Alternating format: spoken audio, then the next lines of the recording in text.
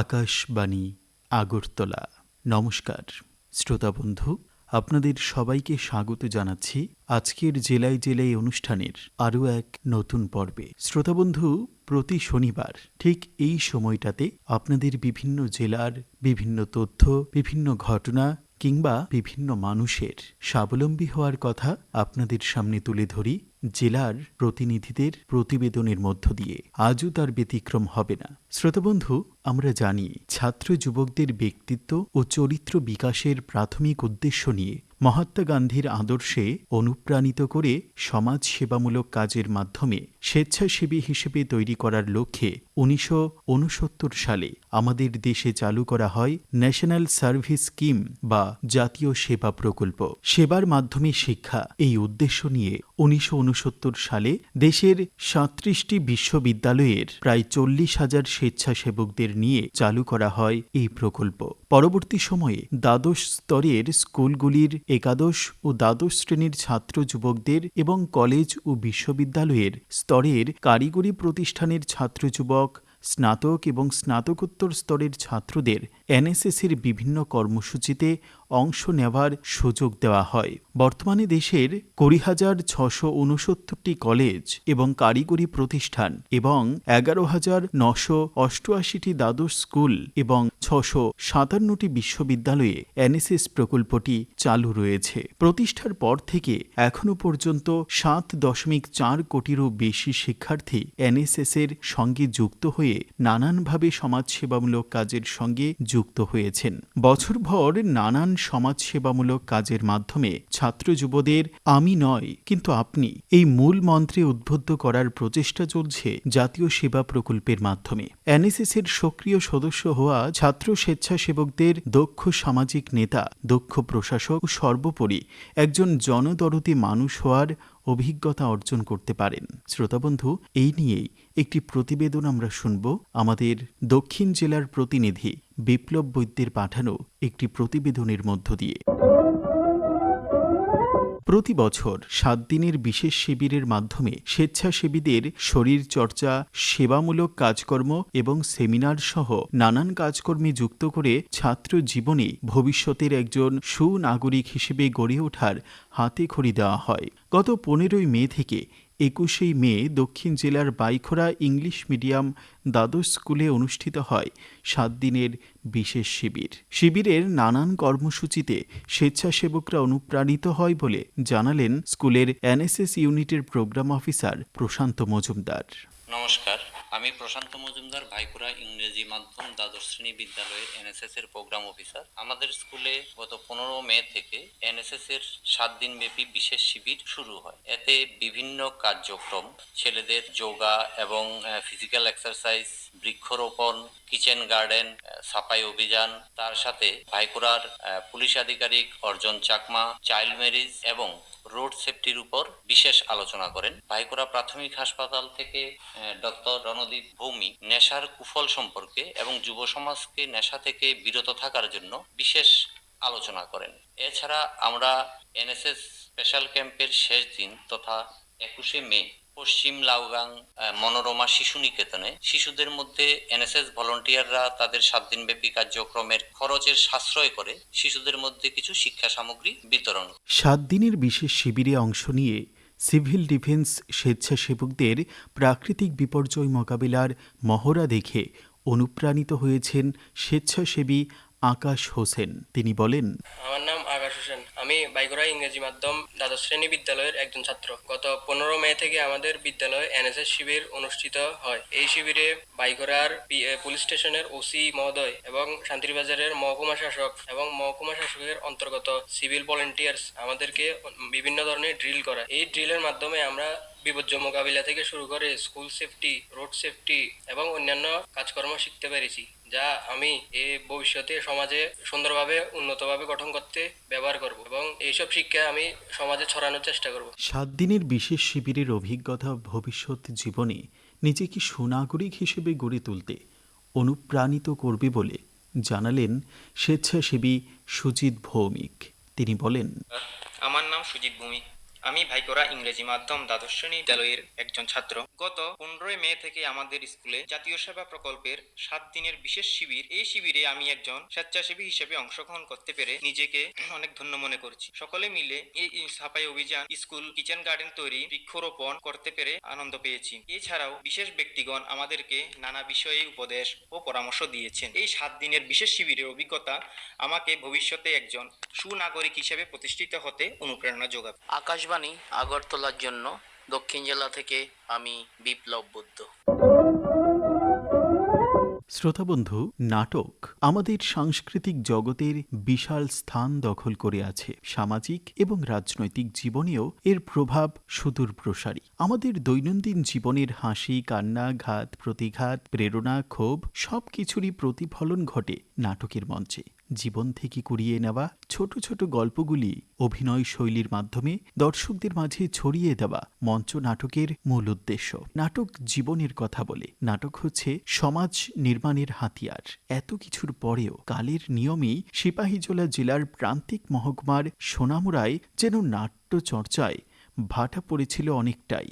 গ্রীষ্মের স্কুল ছুটির অবকাশে ভারত সরকারের সংস্কৃতি মন্ত্রণালয়ের অধীনস্থ রাষ্ট্রীয় নাট্য বিদ্যালয়ের থিয়েটার ইন এডুকেশন ত্রিপুরা শাখা আয়োজিত নাট্য কর্মশালা সেই হারিয়ে যাওয়া গৌরব পুনরুদ্ধারের যেন প্রচেষ্টা। এই কর্মশালা শুরু হয়েছিল গত 19 মে আর সমাপ্তি হয় 6 জুন। প্রায় 19 দিনের এই নাটক প্রশিক্ষণ কর্মশালায় ব্যাপক উৎসাহ পরিলক্ষিত হয়েছিল স্থানীয় স্কুল পড়ুয়া কচি কাঁচাদের মধ্যে। এই বিষয় নিয়ে এবারে আমরা শুনব আমাদের সিপাহীজলা জেলার প্রতিনিধি অভিজিৎ বর্ধনের পাঠানো একটি প্রতিবেদন। প্রতিযোগিতার ইঁদুর দৌড় ছেলে মেয়েদের পড়াশোনার ক্ষেত্রে অত্যাধিক চাপ, বিনোদনের ক্ষেত্রে মোবাইল, টিভি ইত্যাদির আগমন, এসব নানান কারণে আমাদের গ্রামীণ বিনোদনের মাধ্যম যাত্রাপালা, কবিগান, জারিগান, নাটক ইত্যাদি হারিয়ে গেছে অনেকটাই। ছবি আঁকা সহ কিছু নাচ গানের চর্চা রাজ্যের প্রান্তিক মহকুমা সোনামুড়াতে এখনো অব্যাহত থাকলেও ধারাবাহিকতা হারিয়েছে নাট্যচর্চা। ঠিক এই যখন অবস্থা, তখনই সোনামুড়ার ছেলে মেয়েদের নাট্যচর্চা বিষয়ে আগ্রহী করে গড়ে তুলতে এগিয়ে এসেছিল ভারত সরকারের সংস্কৃতি মন্ত্রণালয়ের অধীনস্থ রাষ্ট্রীয় নাট্য বিদ্যালয়ের থিয়েটার ইন এডুকেশন ত্রিপুরা শাখা। গ্রীষ্মের স্কুল ছুটির অবকাশে স্থানীয় বেশ কিছু স্কুল ছাত্রছাত্রীদের নিয়ে তারা আয়োজন করেছিল নাট্য কর্মশালার। মোট 4 জন প্রশিক্ষক এই নাট্য কর্মশালায় প্রশিক্ষণ প্রদান করেন। প্রায় 62 জন ছেলে মেয়ে এই কর্মশালায় অংশগ্রহণ করেছে বলে জানিয়েছেন কর্মশালার প্রশিক্ষক দেবরাজ দত্ত। নমস্কার, আমি দেবরাজ। তো আমাদের এই যে শিক্ষাতে নাটকের অবস্থানটা কোথায়, সেটা 1989 সালের দিকে পুরো ভারতে এসেছিল। তারপর 2024 লাগলো সোনামুড়ায়। তো সোনামুড়ায় যখন এলাম, আমাদের শুরু হয়েছে এই কর্মশালাটা। আর এখানে সমস্ত মিলিয়ে 60 থেকে 62 জনের মতো বাচ্চারা, যারা 8 থেকে 16 বছর পর্যন্ত এজ গ্রুপের আছে। আর এটা 22 দিনের একটা কর্মশালা, আর পারফরমেন্স নিয়ে টোটাল মিলিয়ে সমস্ত কিছু একটা 24 দিনের একটা প্রোগ্রাম আমরা এখানে করেছি। আর এটা হচ্ছে এখানে আমাদের 4 জন বাইরে থেকে এসছে, একজন এখানকারই মৌসুমী দেবনাথ, আর আমি এসেছি দিল্লি থেকে। আমি টিআই কোম্পানির প্রাক্তন এমপ্লয়ি, আর তারপর এখন ভিজিটিং ফ্যাকাল্টি। আর আমার সাথে রয়েছে ভারতীয় ও আসাম থেকে এসছে, আছে ঋতিকা শর্মা এসছে জয়পুর। এরা সবাই এনএসডি টিআই এর পাস আউট। কিভাবে এই কর্মশালায় প্রশিক্ষণ প্রদান করা হয়েছে প্রশিক্ষণার্থীদের, কি কি বিষয়ের উপর প্রদান করা হয়েছিল এই প্রশিক্ষণ, আকাশবাণীর মুখোমুখি হয়ে তাও উল্লেখ করেছেন নাট্য প্রশিক্ষক দেবরাজ দত্ত। মূলত এই প্রশিক্ষণটা বেসিক্যালি 4টে মেন থিমেটিক আমব্রেলার মধ্যে থাকে। সেটাকে ব্যারিজনই এনেছিলেন এই আইডিয়াটাকে। সেটাকে আমরা বলে থাকি সেলফ, ফ্যামিলি, এডুকেশন, সোসাইটি। কিন্তু এখন প্রশ্ন হচ্ছে এটার সাথে বাচ্চাদের কানেকশনটা কোথায়? তো সেটার জন্যই এই ওয়ার্কশপটাকে আমরা খুব ওপেন এন্ডেড রাখি। এখানে ইনস্ট্রাক্টরদের মোডটা আমাদের থাকেই না, আমরা রাদার কাজ করি একজন ফ্যাসিলিটেটর। মূলত চেষ্টা করি যে বাচ্চাদের এই সময় দাঁড়িয়ে ওরা ওদের নিজেদের ভাবে, কিভাবে নিজেদের জীবন নিয়ে কিভাবে ভাবছে। আর তারপর যে এটার হচ্ছে মেন, যদি বলেন যে মেরুদণ্ড, সেটাকে আমরা বলি ড্রামাটিক প্লে। মানে হচ্ছে যখন বাচ্চারা ছোট বয়সে খেলায় শিখতে থাকে, সেই খেলাটাকে আমরা একটা কমপ্লিট একটা শেপ দেওয়ার চেষ্টা করি। যে ওরা খেলাটা যখন খেলতো তখন তো কাউকে দেখানোর জন্য করতো না, কিন্তু এটা যেন ওই খেলাটাই কিভাবে ওদের লার্নিং এ কিভাবে ইনপুট দিচ্ছে, কিভাবে ওদের লার্নিং, যেটা ওদের এক্সিস্টিং লার্নিং, কিভাবে ওটা আরো স্ট্রেংথেন করছে। তো সেই উপর বেস করে আমাদের এই 4টে থিম নিয়ে আমরা পুরো ওয়ার্কশপটা চালিয়েছি। সোনামুড়ায় আয়োজিত এই নাট্য কর্মশালায় ছেলে মেয়েদের আগ্রহ ও উপস্থিতি দেখে সন্তোষ ব্যক্ত করেছেন এনএসডির এই প্রশিক্ষক। আমি এই 22-24 দিনের অভিজ্ঞতায় যেটা বুঝতে পেরেছি, আসলে আমাদের আগে থেকেই মানে স্কুল শিক্ষার বাইরে সবাই বাচ্চাদের গান শেখা, ছবি আঁকা, সেটা তো আছে, কিন্তু সেটা হচ্ছে একদম ইন্ডিভিজুয়াল ট্রেনিং হয়ে যায়। কিন্তু আসল এই যে 21st সেঞ্চুরি লার্নিং এর হোল কনসেপ্ট, এটা কি বাচ্চারা একে অপরের সাথে দেখে শেখে। আমাদের এইখানে আমার মনে হচ্ছে যে এখানে সোনামুড়ায় প্রথম একটা প্রয়াস করেছি যে ইন্ডিভিজুয়াল কোচিং এ গিয়ে সেটা টিউশনও করে, সেটা নাচও শিখতে পারে, সেটা গানও শিখতে পারে, সেটা আঁকাও শিখতে পারে। কিন্তু নাটকটা হচ্ছে যখন এটাকে বলে কম্পোজিট আর্ট, সবাই মিলে একসাথে করা, সেটার মধ্যে কোথাও একটা ইনিশিয়েটিভ তৈরি নিতে হবে। আর এখানকার যেভাবে প্যারেন্টসদের আমরা সাড়া পেয়েছি, আমার মনে হয় আগামী দিনে এটা বুঝবে আর আগে এটা আরো সর্বব্যাপী হবে। এ ধরনের কর্মশালা আগামী দিনেও আয়োজিত হোক, তা চাইছেন নাট্য কর্মশালায় অংশ নেওয়া ছাত্রছাত্রীদের অভিভাবকেরাও। নমস্কার, আমি টুম্পা গোস্বামী। আমি একজন অভিভাবিকা এবং আমি একজন নৃত্য শিক্ষিকা। এখানে আমার অনেক নাচের স্কুল থেকেও অনেক বাচ্চারা এসেছে, এমনকি আমার মেয়েও এসেছে। আমি মনে করি এইসব ওয়ার্কশপ সবসময় স্কুল বন্ধে হওয়া উচিত, কারণ এইসব ওয়ার্কশপগুলি বাচ্চাদের অনেক অনুপ্রাণিত করে, অনেক কিছু শেখার আছে এর মধ্যে। আর তাছাড়া মোবাইল ধরাটা ওদের বন্ধ হবে আমি মনে করি, কারণ এইসব জায়গাতে এলে টিভি মোবাইল থেকে অনেকটা দূরে থাকবে, ওদের শিক্ষার মান আরো উন্নত হবে। আবহমান কাল থেকে নাটকের মাধ্যমে বিনোদন এবং সেই বিনোদনের ভেতর দিয়ে শিক্ষণীয় কিছু পৌঁছে দেওয়া হয় সাধারণ মানুষের কাছে। যখন সমাজে যে অবস্থা বিরাজ করে, তখন সেই সামাজিক বিষয় নিয়েই নাটক তৈরি করা হয়ে থাকে।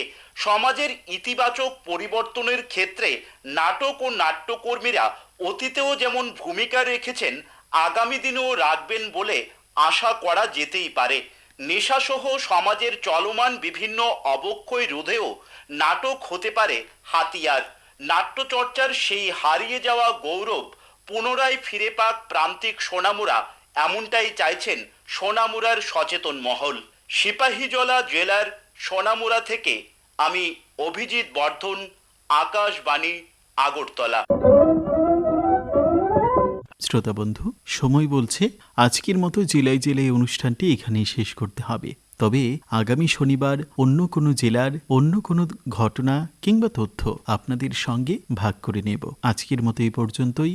ভালো থাকবেন সবাই। নমস্কার।